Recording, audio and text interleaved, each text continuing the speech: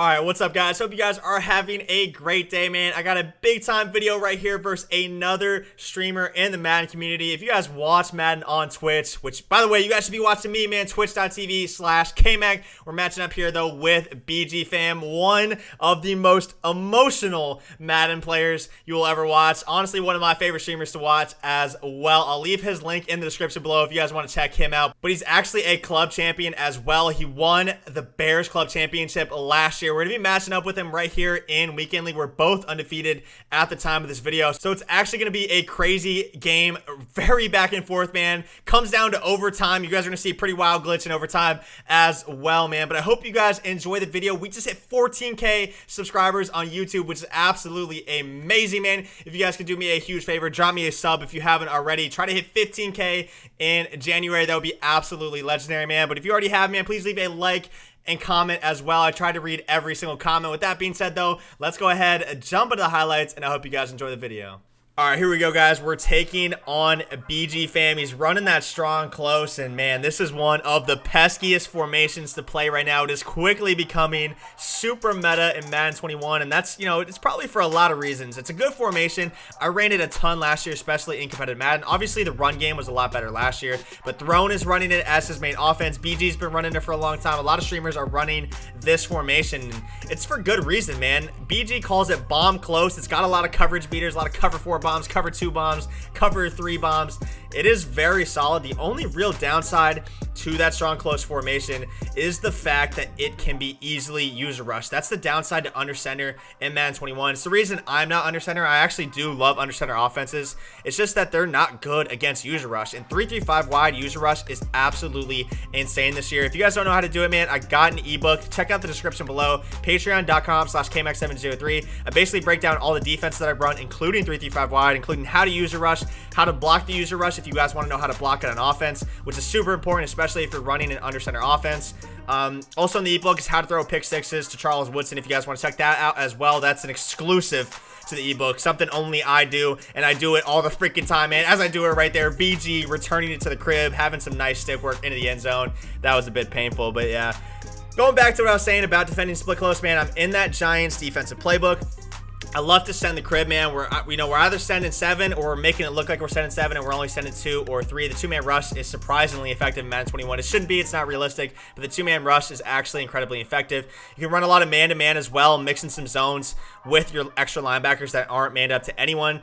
You can also just run straight man-to-man, send 5, send some extra pressure, or you can mix in the double Mabel. If you guys know what the double Mabel is, I talked about it a ton. It's where you go into your coaching adjustments, set your hard flats to like 15, set your curl flats to 5, and then basically you're just defending the sidelines and then lurking over the middle. And especially with a user like Simmons, who is an absolute athletic freak who can cover so much space, even with the acrobat ability, which allows you to die for everything.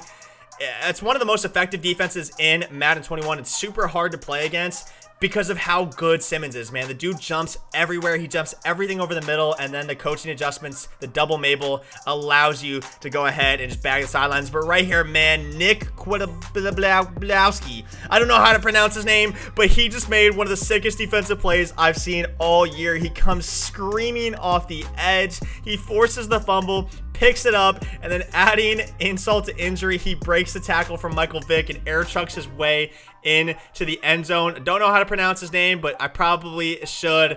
He earned a lot of respect after that play right there. Part of the 50 out of 50 Raiders theme team, coming up with a huge play right there though. My opponent actually has his first real nice dot of the game.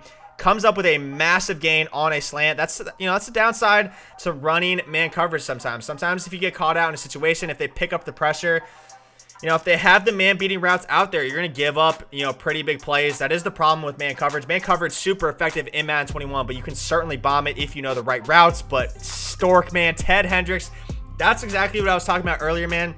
I mixed in the man coverage with the zone, so it looked like it was straight man, which I've been doing. I've been sending 5, I've been sending 6, user rushing with the man-to-man. Right there, I bailed out and made it look like I was blitzing, but I put my blitzing linebackers in zones. He throws the hits right to Stork, and Stork actually makes a really nice catch. Speaking of really nice catches, over the top of the zone is Deion Sanders, kind of forcing it right there. I had it way earlier. We split the seam versus cover 2. I made the read late. Pretty fortunate right there to go ahead and come up with a huge snag from our cornerback. Of all people, man, the cornerback is the guy spec catching people.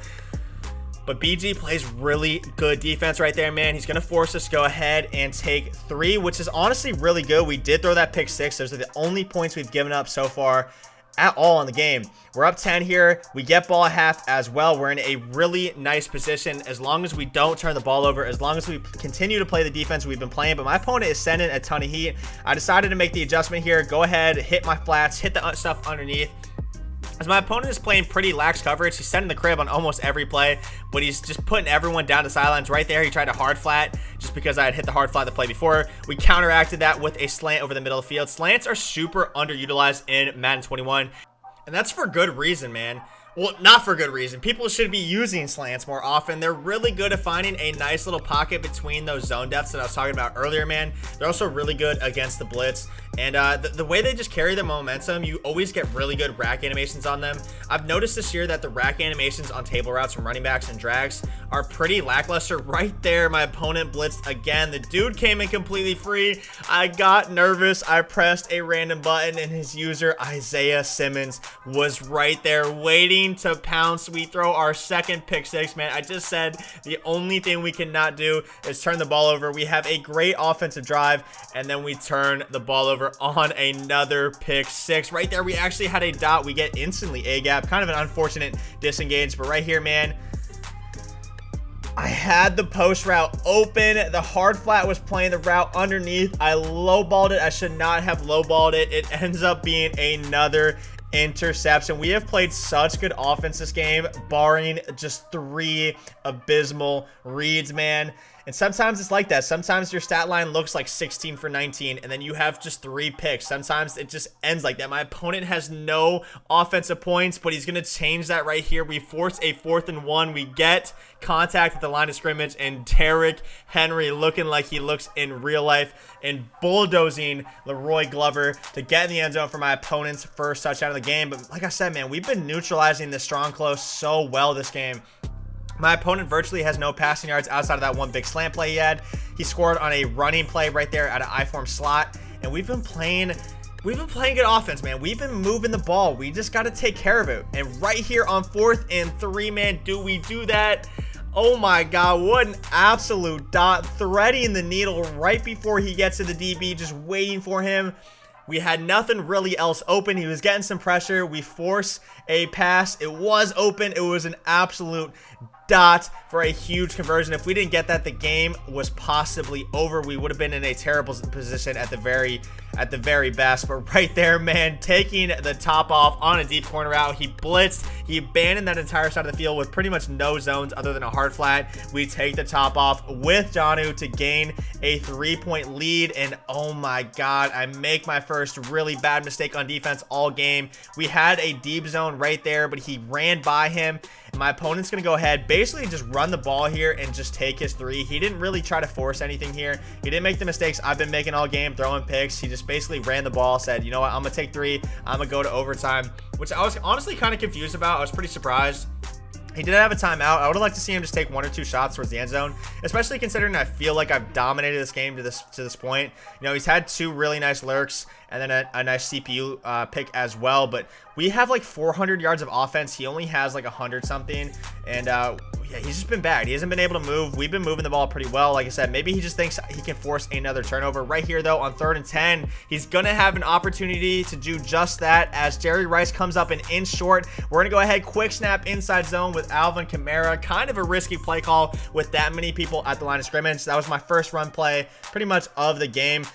I didn't think you'd be able to shoot it in that position. Usually you can kind of tell if someone's ready to shoot it, like they're just lined up there with their user, but he was on his safety like 20 yards back. So we went ahead, quick snap the inside zone. It paid off, a bit risky, but right here, man, taking the top off for the dub is Jonnu Smith. And hold on, the game didn't end. As you can see from my face in the bottom left, I was wildly confused. I scored a touchdown in overtime and the game did not end. My opponent now has a possession. Really had no idea what was going on. We got to go ahead, lock in, and force a stop once again. He has a really nice pass there to Kmac. He's going to go up top here. Nothing open. We force a ton of pressure, and Woodson is waiting for the interception. Not really sure what that was about. I guess it's college rules, but you start from your own 20. I don't know, man. I don't know what's going on with Madden 21 overtime rules. But as you can see there, we had 403 passing yards, 3 touchdowns. My opponent only had 158, so we did a great job of neutralizing the strong close. So my opponent had a really nice defensive lurk numerous times, man. He kept himself in the game with his user alert alone. So GG's to bgfam, man. If you guys enjoyed the video, please leave a like, comment, subscribe. I appreciate you guys as always, and I will be back tomorrow with another video, man. Peace.